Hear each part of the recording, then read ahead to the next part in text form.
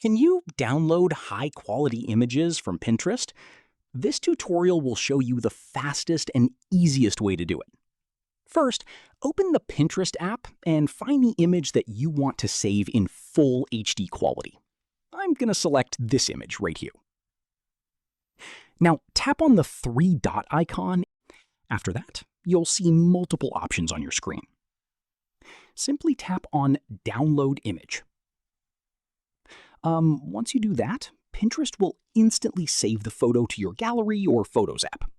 You'll also see a small confirmation message saying the image has been downloaded successfully.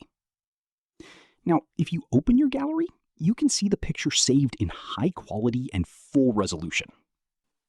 And yeah, that's basically how to download high quality Pinterest images easily using the Pinterest app.